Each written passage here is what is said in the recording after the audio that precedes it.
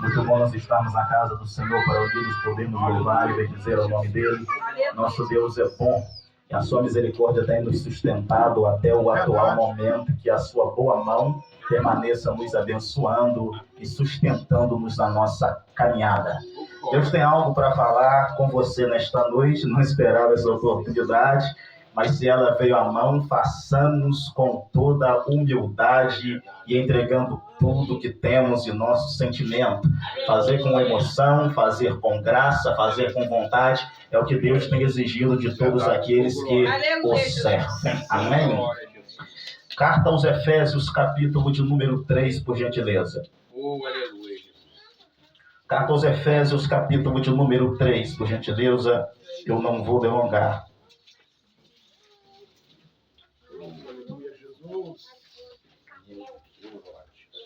Efésios, capítulo de número 3.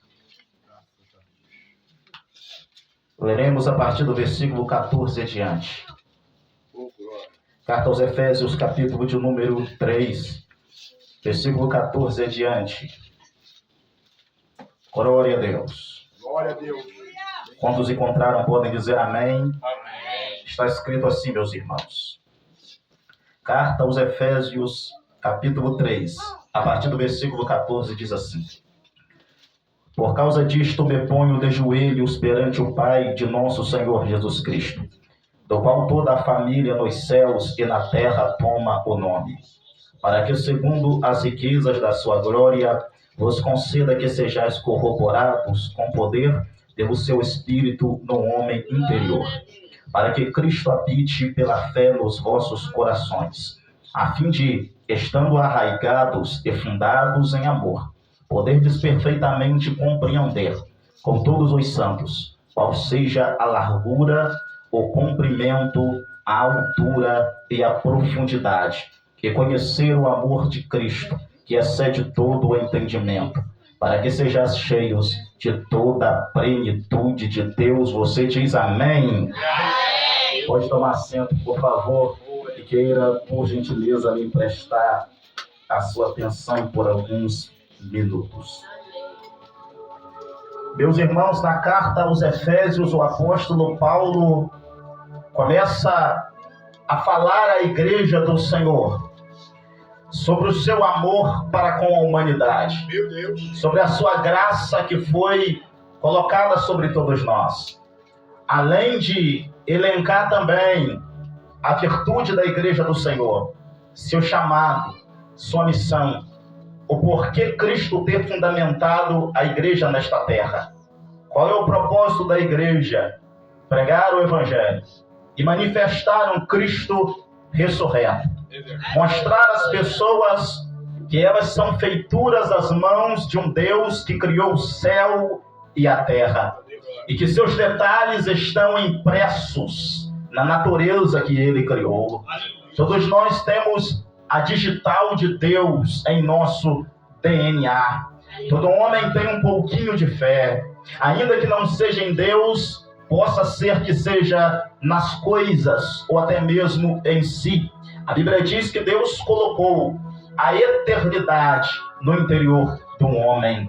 E aqui, Paulo faz questão de frisar um dos assuntos mais importantes daqueles dias e dos nossos dias também: o amor de Deus para conosco. Apesar de nós termos vindo de uma vida completamente aquém da vontade dele, apesar de nós termos vindo de uma vida completamente distante da presença de Deus, ele, com seus laços de amor, nos resgatou do mundo, nos resgatou de uma vida debaixo do pecado, debaixo do jugo de Satanás, e nos trouxe para fazer a tua vontade.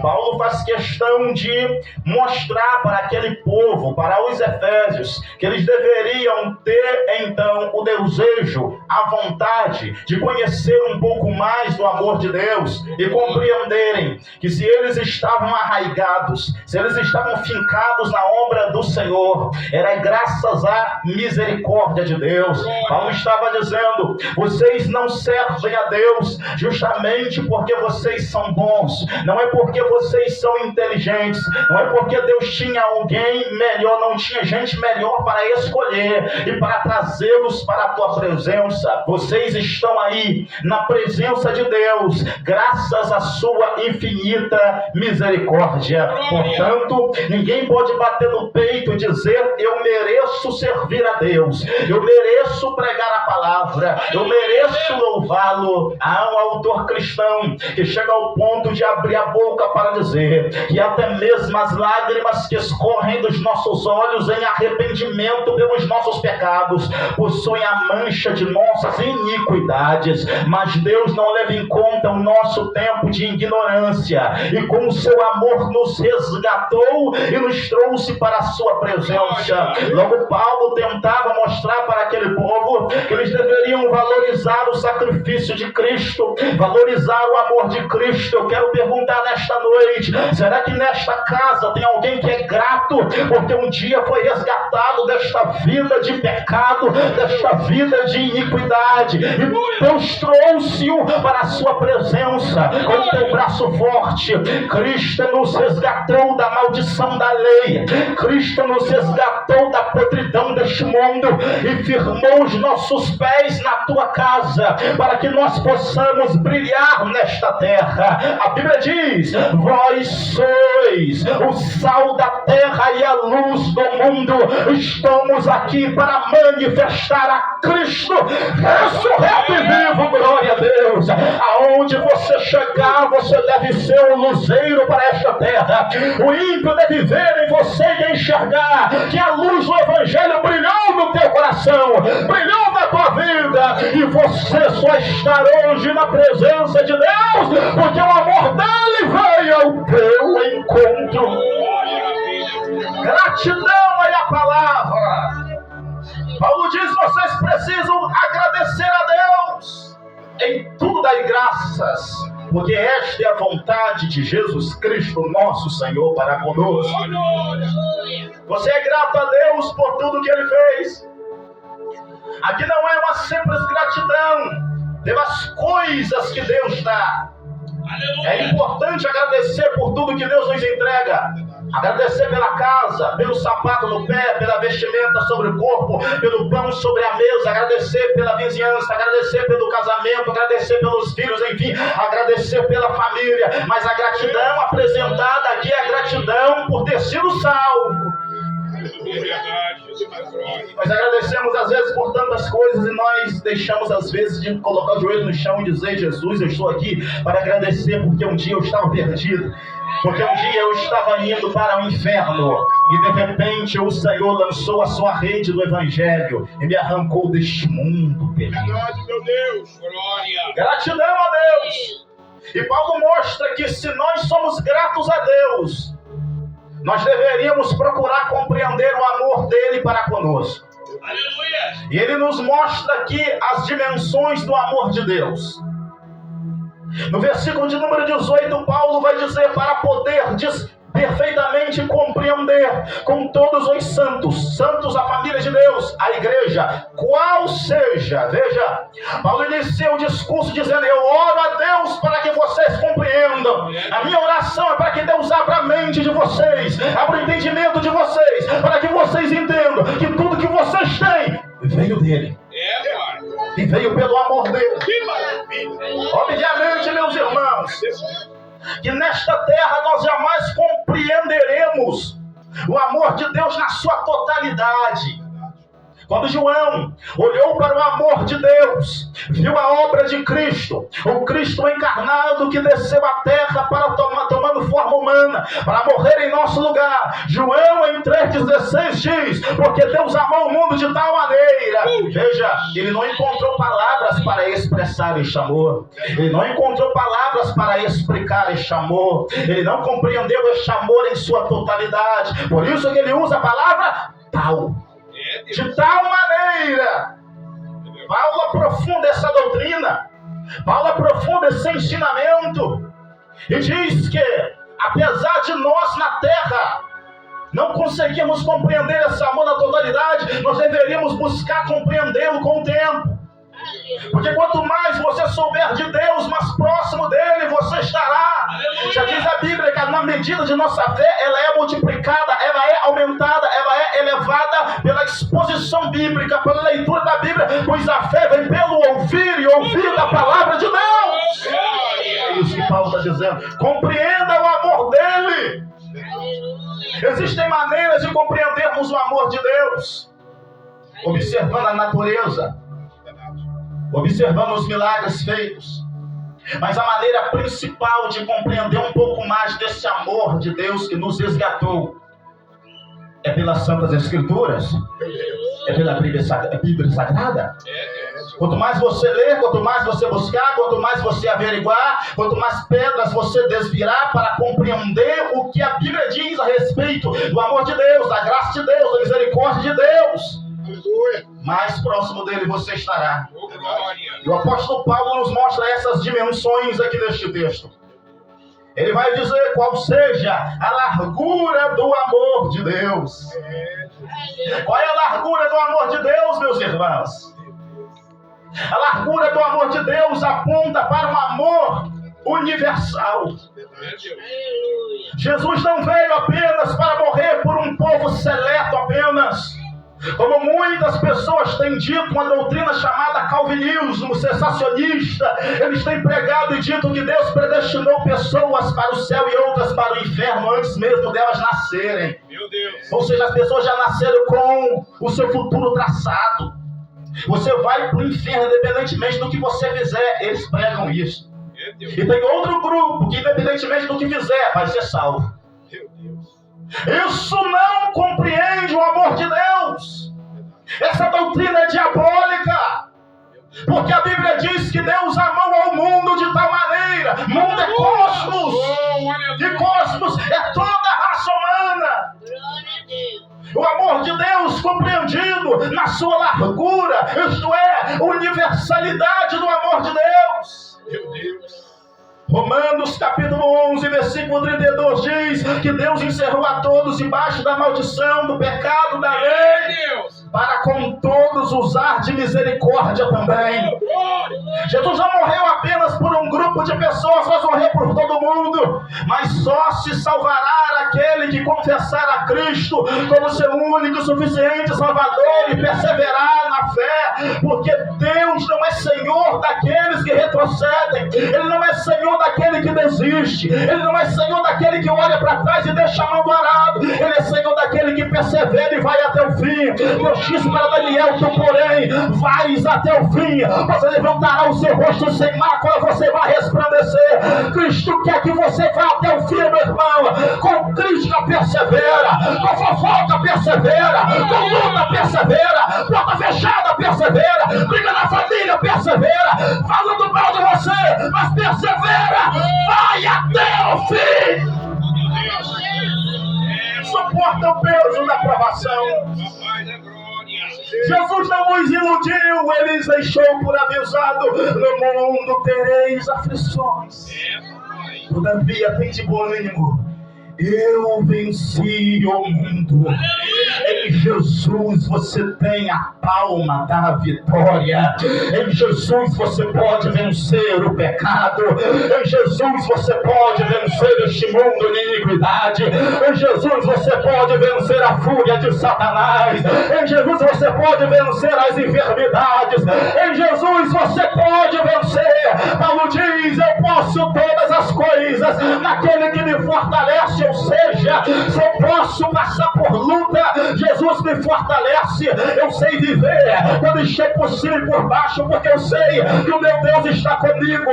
Paulo estava informando a seguinte coisa: se eu tiver muito dinheiro, eu posso tudo em Deus que me fortalece. Se eu tiver com o bolso vazio, eu também posso tudo no Deus que me fortalece. Se a dispensa está cheia, eu posso tudo no Deus que me fortalece. Se está vazio, eu sei que a providência vai chegar. Eu também posso tudo nele. Eu sei viver com mesa farta e também sei viver com a refeição farta.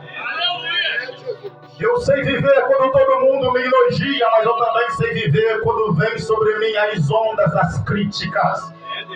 Eu sei viver quando tudo vai bem. Eu vivo para Deus, mas eu também vivo para Deus quando tudo vai mal.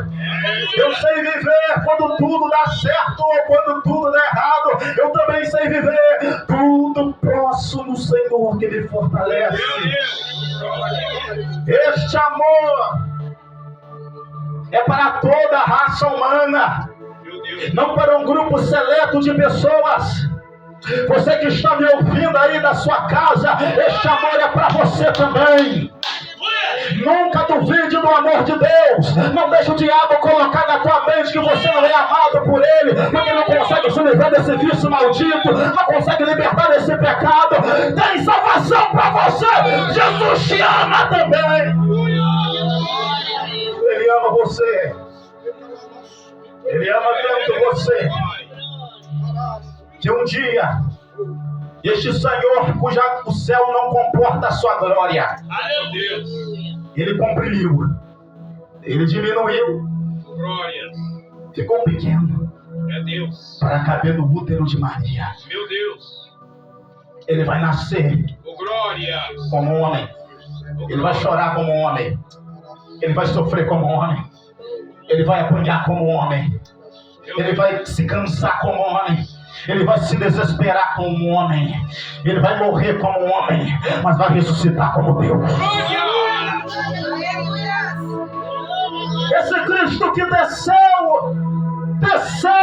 porque te ama. Ele não suportaria viver uma eternidade sem você.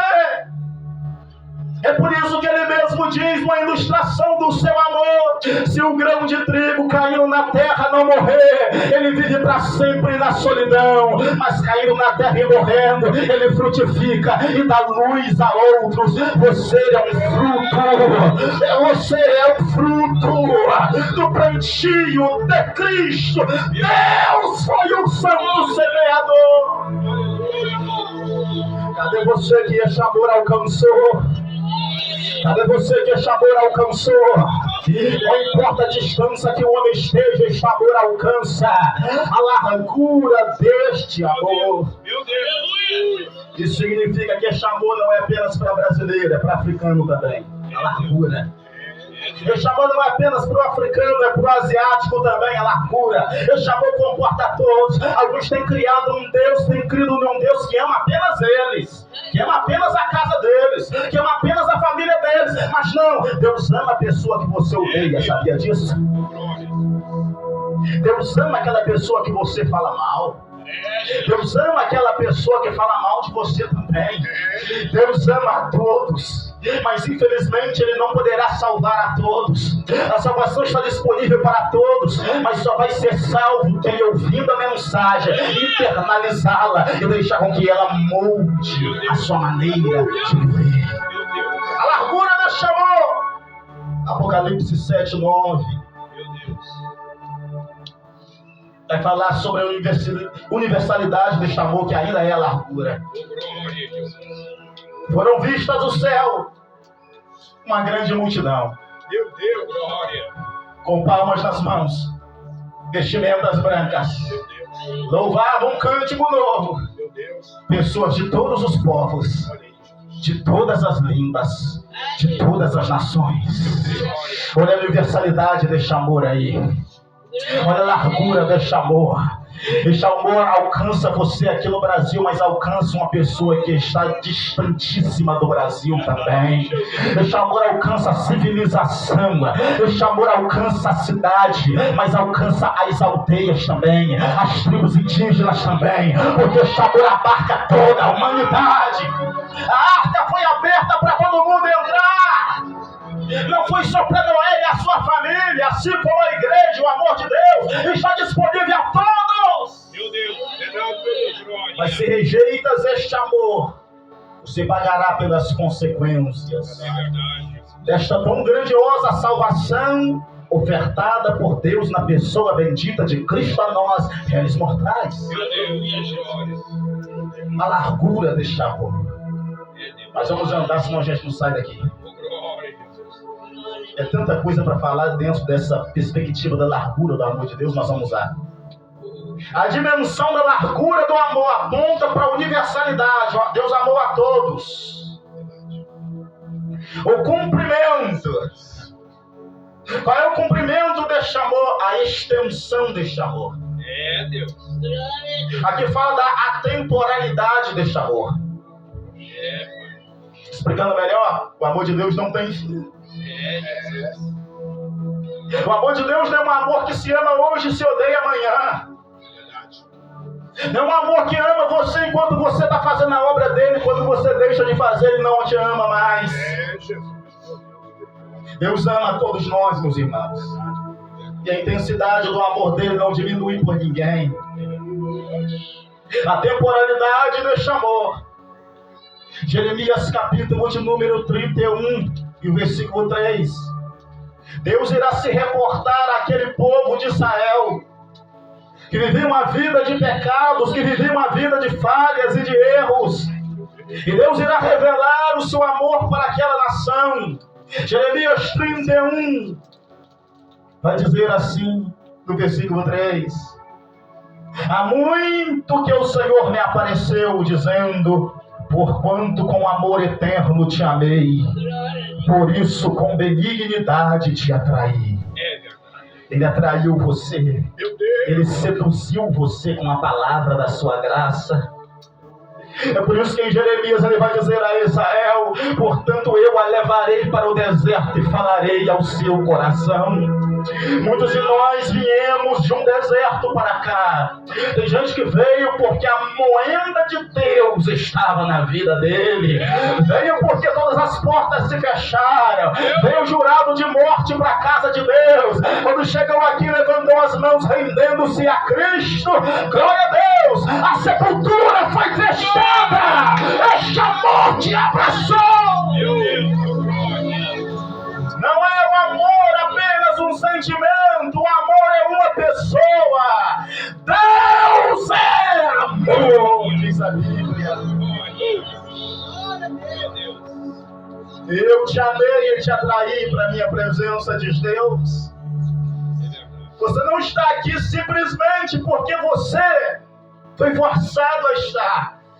Ele seduziu você com a pregação. Você se lembra deste dia? Você se lembra que a mensagem falou ao teu coração? Você se lembra quando o velho homem morreu?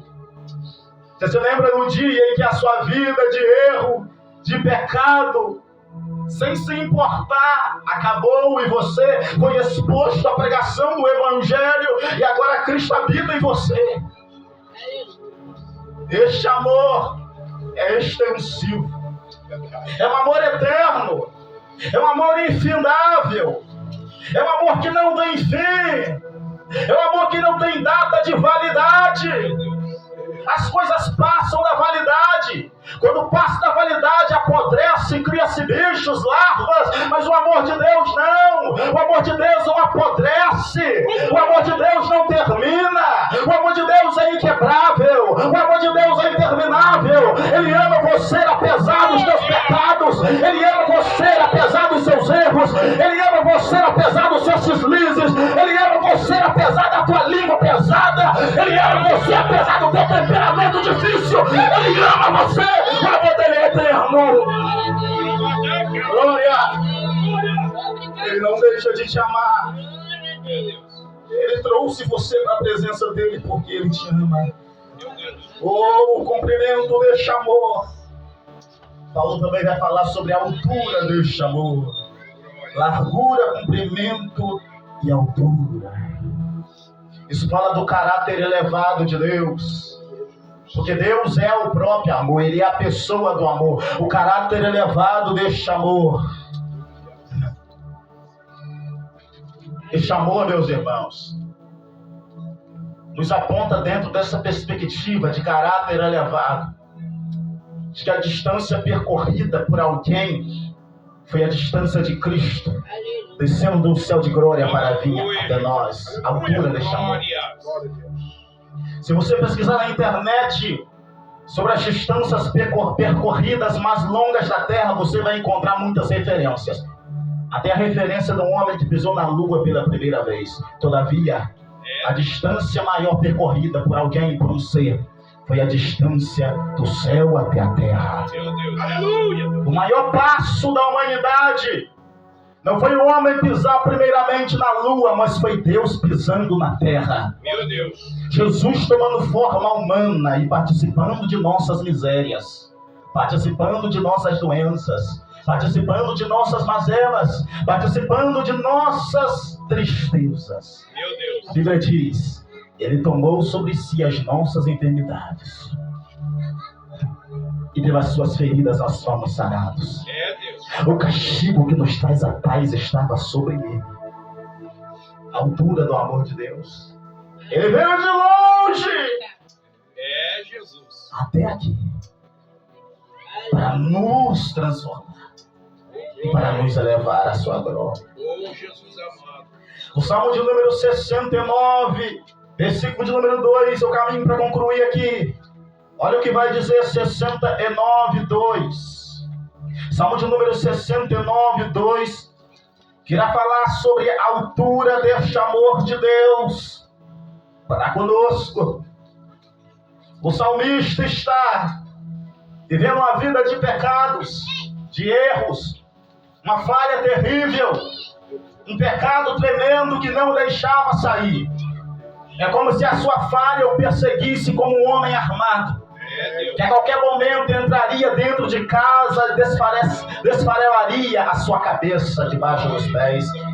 E o salmista diz, gritando por um ajudador, por um socorro, porque não tinha solução para o seu pecado, não tinha nada que pudesse livrá-lo do mesmo.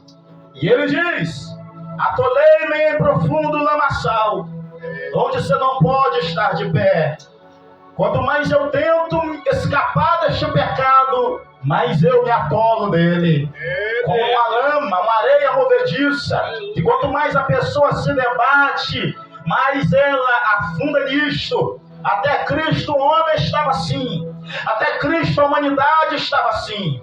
Ninguém tinha um antídoto contra o pecado. A doença do pecado se alastrou na humanidade a partir de Adão. Adão era como uma forma. Imagine você que tem uma forma de bolo em sua casa. De repente essa forma cai e ela é amassada. Todo bolo que você for fazer nessa forma, ele não sairá perfeito. É como se Adão fosse essa forma. E a partir de Adão nós viemos. E o pecado entrou no mundo. E o homem não consegue se libertar do pecado sozinho, pela sua força, pela sua inteligência, pelo seu braço, pelo seu conhecimento. É por isso que Davi incorpora a humanidade e diz, eu estou num profundo lamaçal, onde não se pode estar em pé. Entrei na profundeza das águas, onde a corrente me leva. Estou cansado de clamar, a minha garganta se secou, os meus olhos desfalecem esperando o meu Deus. Aqueles que me aborrecem sem causa são mais do que os meus cabelos da minha cabeça. Como os demônios que olhavam para o homem perdido e diziam, não tem jeito para você, você vai ser levado ao inferno. Quanto mais você tenta escapar desse pecado, você não consegue. Aqueles que procuram destruir-me, disse Davi, sendo injustamente meus inimigos, são poderosos, então restitui o que eu lhe furtei. Tu, ó Deus, bem conheces a minha insuficiência e os meus pecados não te são encobertos. Deus desnuda o nosso corpo, Deus desnuda a nossa alma, Deus desnuda o nosso ser. É por isso que o salmista diz, se eu subir até o céu, aí está o teu trono. Se eu descer ao mais profundo do oceano, a sua mão me alcançará. Deus nos encontra, meus irmãos, não sejam envergonhados por minha causa aqueles que esperam em ti. Ó Senhor, Senhor dos exércitos, não sejam confundidos por minha causa aqueles que te buscam, ó Deus de Israel. Versículo 14, olha esse clamor, atenção por gentileza, tira-me do lamaçal e não me deixes atolado, seja eu livre dos que me aborrecem e das profundezas das águas. Nós estávamos profundamente abalados pelo pecado. O pecado é o nosso Senhor, porque aquele pelo qual alguém se deixa vencer, então se torna servo e escravo. Mas Cristo entrou no mercado escravagista, nos fio concorrente, no pescoço, nos pulsos, nos tornozelos e disse: eu pago o preço para salvar ele, para salvar ela, ele vai ser liberto. Glória! Jesus nos resgatou do pecado, nos tirou das mãos do diabo. Salmo de número 40, o salmista diz: atolei em um lago de lama, em um charco de lodo horrível, mas o Senhor ouviu o meu clamor, tirou os meus pés da lama e firmou-os sobre uma rocha. A rocha é Cristo.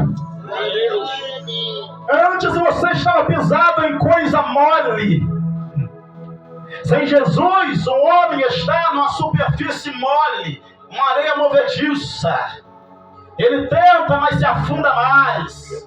Ele cambaleia, mas hoje o solo que pisamos é firme, é Cristo Jesus, pois a rocha que os edificadores rejeitaram veio a ser a principal fonte de salvação para todos aqueles que nele creem. Jesus é a nossa rocha. A igreja não está fundamentada sobre Pedro. Pedro morreu, e se a igreja estivesse sobre Pedro, ela pararia na morte de Pedro. A igreja nunca esteve fundamentada nas costas de Paulo, porque quando Paulo morreu, a igreja deveria ter morrido juntamente com Paulo. A igreja não estava firmada sobre as costas do Tiago, porque quando Tiago morreu, a igreja deveria morrer juntamente com Tiago. Eu me lembro que certo dia, alguns religiosos estavam tentando paralisar a igreja. Um sábio chamado Gamaliel, que foi professor de Paulo, abriu a boca e disse assim: se essa obra é de homem, ela vai parar, mas se é obra de Deus, ela vai continuar. Olha nós aqui, olha a igreja aqui.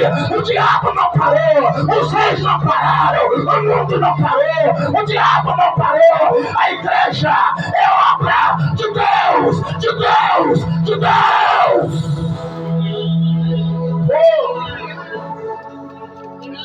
Estamos sobre uma rocha. Oh glória, oh glória. Estamos firmados sobre uma rocha. E esta rocha que nos traz vida, desta rocha mina água. A Bíblia diz que Israel era perseguido por uma rocha na caminhada no deserto. E foi dessa rocha que brotou água para saciar a sede do povo judeu. Da rocha ferida que é Jesus, brotou uma água chamada Espírito Santo para saciar a sede da igreja neste deserto chamado mundo. Qual é a largura, o comprimento, a altura e a profundidade deste amor? Aqui eu fecho minha Bíblia. A profundidade fala da complexidade deste amor. É difícil compreender. E eu fico pensando às vezes, como Deus pôde escolher alguém como eu? Cheio de falhas. Meu Deus. Cheio de pecados. Tudo errado. Perdido. Alguém que um dia diz: eu vou parar de fazer isso e no outro isso novamente. Abraça. Que pede perdão hoje e amanhã está na mesma coisa. Que luta. Que batalha em oração. Que lê Bíblia. Que jejua. Paulo também tinha isto. Paulo dizia: como ele pode me amar? Miserável homem que sou. Paulo fala isso para um povo que estava dizendo: Paulo, você é o melhor pregador daqui. Paulo, você é o que mais fala em línguas aqui no nosso meio. Você é o mais inteligente aqui, Paulo. Você é o que teve mais revelações da parte de Deus. Aí Paulo diz: vocês não sabem de nada. Eu sou miserável. Meu Deus. Quem me livrará do corpo desta morte? Jesus. Ele falava de um homem interior que todos nós temos. Dentro de nós tem alguém que odeia Cristo. Dentro de nós tem um sentimento que odeia a palavra de Deus. Se nós não lutarmos contra a nossa carne, nós não iremos fazer a obra de Deus. Mas ele diz que Cristo garante a vitória para ele. Oh, glória. Ele diz que Cristo, com a sua graça, o mantém, o sustenta. Você compreende o porquê de Deus te amar? Este amor é incompreensível. Nós devemos sim buscar compreender, mas na terra nós não conseguiremos compreender. Mas só para alegrar teu coração, a Bíblia diz que haverá um dia, como num abrir e fechar de olhos, Ele virá do céu, com trombeta de Deus. Os mortos em Cristo ressuscitarão primeiro, e nós, os que ficarmos vivos, seremos transformados. Como num abrir e fechar de olhos, seremos arrebatados e veremos Jesus como Ele é. Glória a Deus. Sabe o que isso quer dizer? Que no dia do arrebatamento, que nós subimos para o céu, temos o nosso corpo transformado. Isso que é mortal se revestirá de imortalidade. Isto que é deteriorável, corruptível, se revestirá de incorruptibilidade ante o soar da última trombeta. E chegando lá no céu, nós iremos assentar no pé do altar e ouviremos Jesus palestrando conosco. O meu amor por você é assim, é assim, é assim, é assim, é assim. E quando Ele começar a falar isso, a explicar o amor dele para conosco, os 24 anciões irão se dobrar aos pés dele, tirando a coroa da cabeça, se ajoelhando e colocando no chão, e dizendo: Ele sim, com o seu sangue, comprou a homens, a línguas, a tribos de todas as nações, e nós aplaudiremos, nós louvaremos, nós bendiremos e diremos: Senhor, muito obrigado pela salvação. Eu não mereci, mas o Senhor me amou primeiro. Eu era errado, pecador, falho, miserável, pobre, nu, desgraçado, mas o teu amor me resgatou do mundo, me tirou da maconha, da nicotina, da prostituição, do mundanismo, da balada, do adultério, me tirou de lá e me trouxe para morar aqui no céu.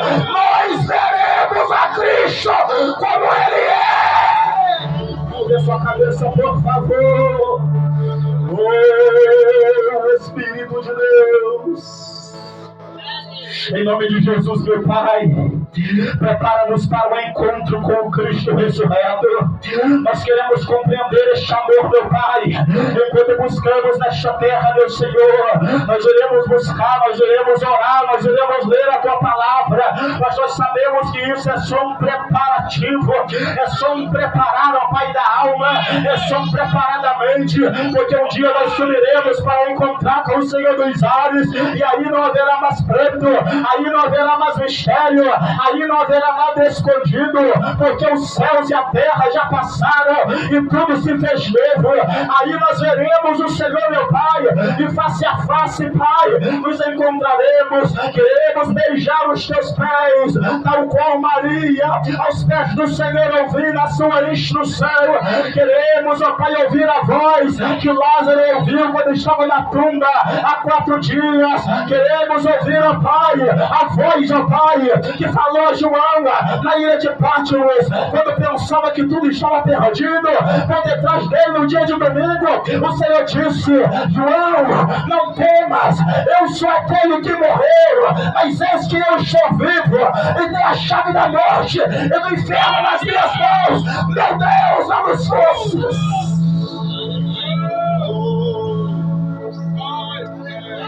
Dá-nos força, Deus, para resistirmos até o fim. Nós queremos, ó Deus, um dia entender o Teu amor. Como podes me amar, mesmo sabendo que eu sou falho? Como pode nos amar, mesmo vendo tudo que praticamos, o que pensamos, no que tocamos, no que olhamos, para onde nossos pés se apressam? Como pode nos amar, mesmo vendo que o nosso coração palpita às vezes para coisas erradas? Como pode nos amar? Oh, Jesus.